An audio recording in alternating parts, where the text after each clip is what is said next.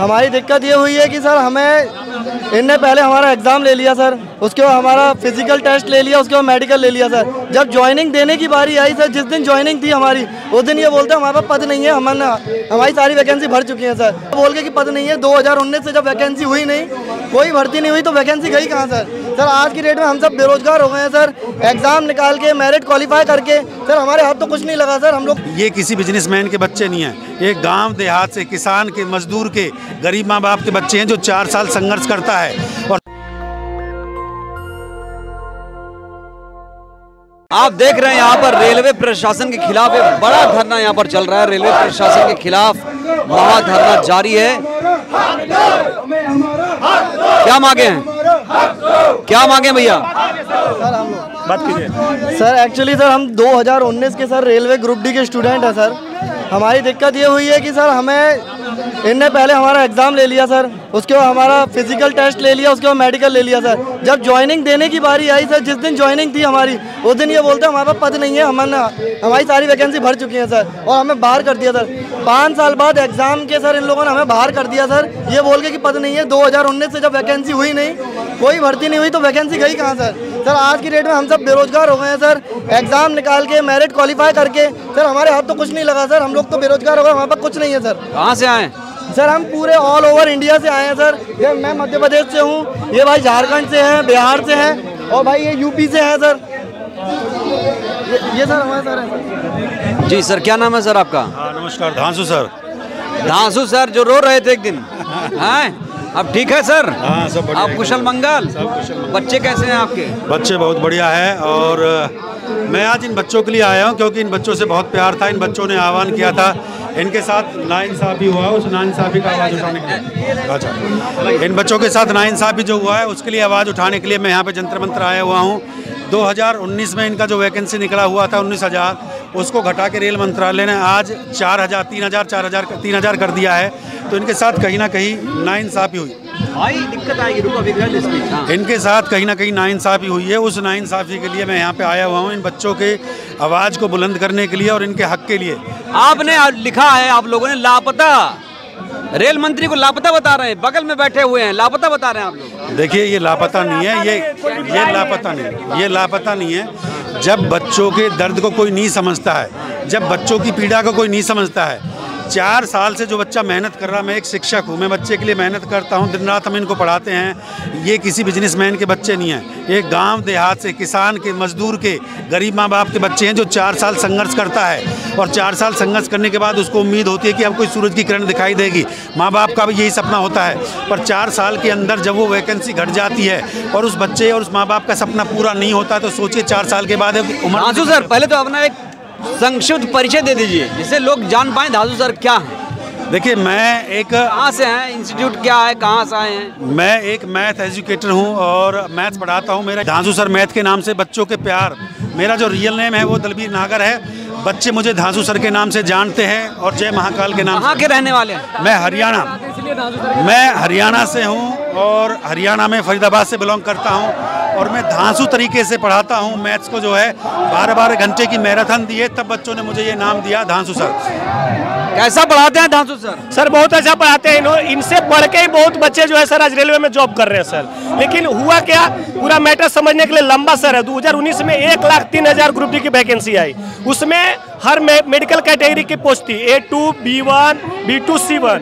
हम लोग का B2 ऑलरेडी पता था। हमने अपने मेडिकल फील्ड के अनुसार बोर्ड चुना जहां हमारे मेडिकल के ज़्यादा सीटें थी सर। हमने CBT पास किया, हमने PET दौड़ पास किया सर। हमने 1:1 यानी जितनी वैकेंसी थी उतनी वैकेंसी में हमने मेरिट बनाई सर। हमारा मेडिकल हो गया सर। बच्चे पास किए जा रहे हैं, नतीजा सिफर है। देखिए दुख सर इस बात का होता है, मैं आपको बता देता हूँ।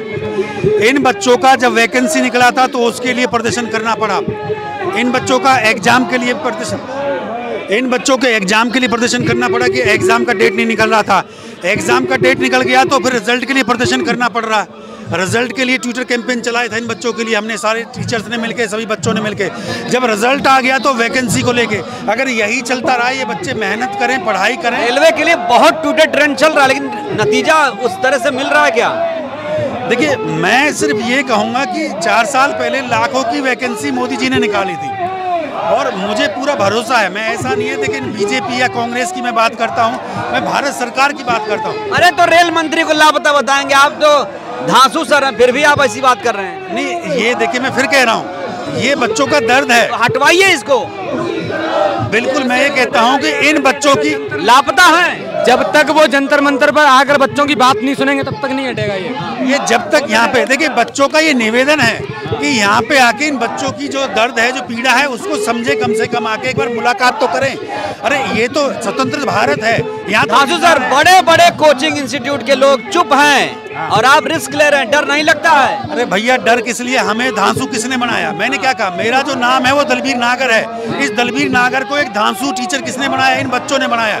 अगर इन बच्चों के लिए मैं आज यहाँ पे आके नहीं आवाज उठाऊंगा तो कल, अगर आज मैं आके यहाँ आवाज उठाऊं तो कल और भी लोग आएंगे यहाँ पे, और भी अध्यापक आएंगे, क्योंकि ये हिंदुस्तान है। यहाँ पे जब एक इंसान आवाज उठाता है तो जनता जलती चली जाती है। खान सर को बुलाएंगे कि नहीं बुलाएंगे? दिव्यकीर्ति सर, खान सर, ओझा सर। मैंने सबसे पहले अपने चैनल के माध्यम से मैंने सबसे पहले खान सर, कुमार गौरव सर, ओझा सर, सभी का विनम्र निवेदन किया है, अगर कोई यहाँ पे पहुँच भी नहीं पाता तो कम से कम इन बच्चों के लिए एटलीस्ट एक वीडियो बनाई जाए।